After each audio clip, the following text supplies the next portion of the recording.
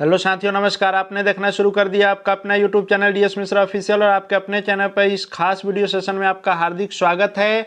और इस वीडियो में मैं बात करने वाला हूं कि जो विशिष्ट शिक्षकों के वेतन निर्धारण से लेकर के वेतन भुगतान तक की जो प्रक्रिया होनी है, उसमें एचआरएमएस पर आपका डाटा अपलोड होना, ऑनबोर्डिंग होना सबसे महत्वपूर्ण है। और बिना एचआरएमएस पर आपके ऑनबोर्डिंग हुए, आपके डेटा के बिना ऑनबोर्डिंग हुए आपका वेतन भुगतान नहीं होना है। इसके संदर्भ में एक पत्र भी निकल चुका है। तो इस वीडियो में मैं बात करने वाला हूं कि आखिर एचआरएमएस पर आपकी ऑनबोर्डिंग कैसे होगी, और साथ ही साथ इस ऑनबोर्डिंग के लिए या एचआरएमएस का यह जो फॉर्मेट विभिन्न ग्रुपों में घूम रहा है, इसके लिए विशिष्ट शिक्षकों को क्या करना होगा, इस पर बात करने वाला हूं। तो वीडियो महत्वपूर्ण होगा, अंत तक मेरे साथ बने रहेंगे।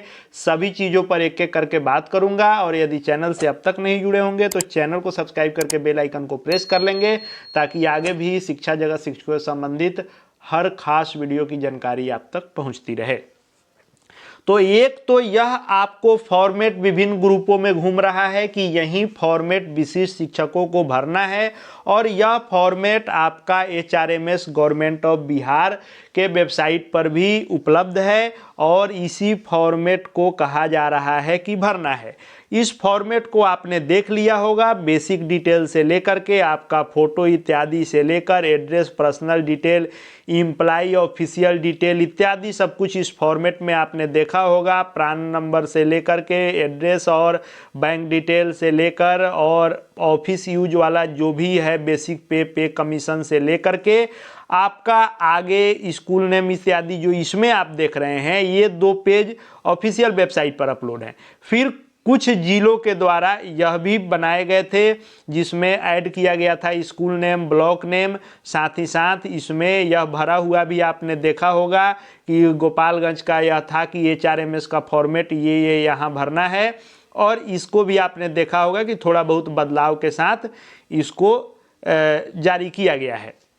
लेकिन ये तो बात है कि बिना इस एचआरएमएस फॉर्म के भराए और बिना डेटा के अपलोड हुए, बिना ऑनबोर्डिंग के आपके वेतन भुगतान की प्रक्रिया नहीं होनी है। लेकिन इसमें विशिष्ट शिक्षकों की क्या भूमिका है और आपको क्या करना है, आइए उस पर हम लोग बात करें। उससे पहले इस पत्र को हम लोग देखते हैं, जो सबसे बाद में यह पत्र जारी हुआ है आपके वेतन भुगतान के संदर्भ में। और यह 25 फरवरी का पत्र है, लेटेस्ट यही पत्र है 593 जिसका पत्रांक था। इसमें जब आप देखेंगे एचआरएमएस से संबंधित क्या इसमें आदेश है, तो सबसे पहले कहा गया है कि जिन शिक्षकों का प्रान जनरेट हो गया है उनका PRAN number, pan, bank detail इत्यादि एनएसडीएल के सूचना एवं कमांड कंट्रोल के द्वारा प्राप्त किया जाएगा। ये हो गया प्रान से संबंधित। फिर आगे कहा गया है कि एनएसडीएल से प्राप्त सूचना एवं स्थानीय निकाय शिक्षक द्वारा सक्षमता परीक्षा 1 हेतु बिहार विद्यालय परीक्षा समिति के पोर्टल पर दी गई सूचना, यानी आपने जो बीएसईबी पर सक्षमता का फॉर्म भरा है उस पर जो आपने सूचना दी है, सारा डिटेल आपका एक एक पर्सनल से लेके हर डिटेल आपका नौकरी का वहां लिया गया था। तो बीएसईबी पर आपने सक्षमता 1 में जो फॉर्म भरने में आपने पूरी जानकारी दी थी वह, और कुछ जो जानकारी था जो आपने सक्षमता के फॉर्म में नहीं दिया था, जैसे बैंक डिटेल इत्यादि, वह आपने एनएसडीएल में दिया। एनएसडीएल में जब प्रान नंबर जनरेट के लिए आपने आवेदन किया तो उसमें सारी जानकारी आपने ऑनलाइन भरी है, तो वह एनएसडीएल के पास उपलब्ध है। तो विभाग क्या कर रहा है कि एनएसडीएल से जो सूचनाएं हैं और बाकी साकी जो सक्षमता परीक्षा पर आपने फॉर्म भरा उसका बिहार बोर्ड के वेबसाइट पर, पोर्टल पर आपने जो सूचना दिया, इन दोनों सूचनाओं को सम्मिलित करेगा। और एचआरएमएस द्वारा दिए गए प्रपत्र में प्रत्येक शिक्षक अभ्यर्थी जिसकी टेक्निकल ज्वाइनिंग हो गई है, यानी तकनीकी योगदान भी होना इसमें जरूरी था, तो जिनका भी हो गया है, लगभग सभी लोग जो ज्वाइनिंग पाए हैं उनका हो ही गया है। कुछ लोगों का वो था जो जिनका निगरानी वाला फर्जी वाला मैटर था, उन्हीं का नहीं हुआ है, बाकी सभी लोग का हो गया है।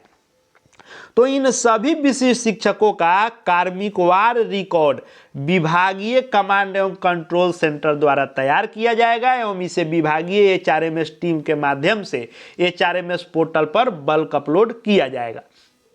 इसका मतलब यह हुआ कि जो एनएसडीएल पर जानकारी दी गई और बिहार विद्यालय परीक्षा समिति के वेबसाइट पर दी गई, पोर्टल पर दी गई जानकारी, इस दोनों से एचआरएमएस को जितना जानकारी आपका चाहिए वहां से वह उठाएगा और एचआरएमएस का प्रत्येक शिक्षक का, जो विशिष्ट शिक्षक बने हैं, उनका सारा डिटेल जो एचआरएमएस का है भरा जाएगा।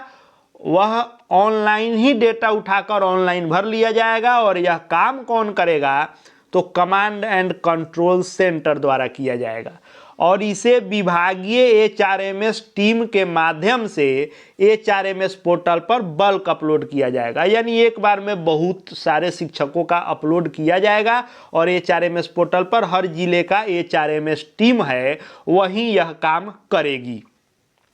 अब जब एचआरएमएस टीम जो है बल्क डाटा अपलोड कर देगी तो उसी डाटा के आधार पर एचआरएमएस पोर्टल पर ऑनबोर्डिंग हेतु आंकड़ा उपलब्ध हो जाएगा, जिसके आधार पर संबंधित जिला शिक्षा पदाधिकारी द्वारा एचआरएमएस पर ऑनबोर्डिंग किया जाएगा। यानी इस पूरे एचआरएमएस के डाटा अपलोड से लेकर के और ऑनबोर्डिंग तक में शिक्षकों का कोई भूमिका नहीं है और इसके लिए विशिष्ट शिक्षकों को कुछ नहीं करना है। आप किसी फॉर्मेट को भरने इस सब आपाधापी में नहीं पड़े, यह विभाग का काम है। आपको करना क्या है कि आप प्रान नंबर जनरेशन के लिए यदि अब तक आवेदन नहीं किए हैं तो आवेदन कर दें।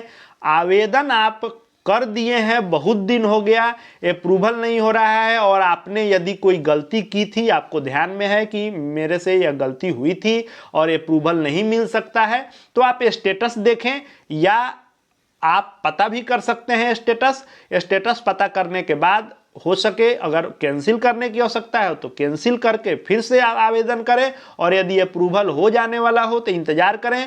जैसे ही आपका प्रान जनरेट होगा एचआरएमएस इत्यादि की कार्रवाई विभाग स्वयं करेगा। इसके लिए आपको किसी प्रकार से परेशान होने की जरूरत नहीं है। फिलहाल यह जो आदेश है इसके अनुसार यही वस्तु स्थिति है। अब आगे विभाग, शिक्षा विभाग कब लेटर बदल दे, कब आदेश बदल दे, ये तो कहना संभव नहीं है, लेकिन अभी तक का जो लेटेस्ट अपडेट है इसके अनुसार यही चीज़ें हैं। अब आगे चल के इस फॉर्मेट को लेकर के कुछ नया आदेश आ जाता है तो वह अलग बात होगी, कुछ नया आएगा तो उसको भी लेकर आपके लिए आऊँगा, लेकिन फिलहाल यही जानकारी आपको देनी थी। आगे भी शिक्षा विभाग शिक्षकों से संबंधित हर महत्वपूर्ण वीडियो यहाँ आपको देखने को मिलते रहेंगे। चैनल से जुड़ जाएंगे, चैनल को सब्सक्राइब करके बेल आइकन को प्रेस कर लेंगे। साथ ही साथ हमारे Telegram channel DS Mishra official से भी जुड़ जाएंगे ताकि शिक्षा विभाग के हर अपडेट आपको मिलते रहेंगे। इस वीडियो को देखने के लिए आपका बहुत बहुत धन्यवाद।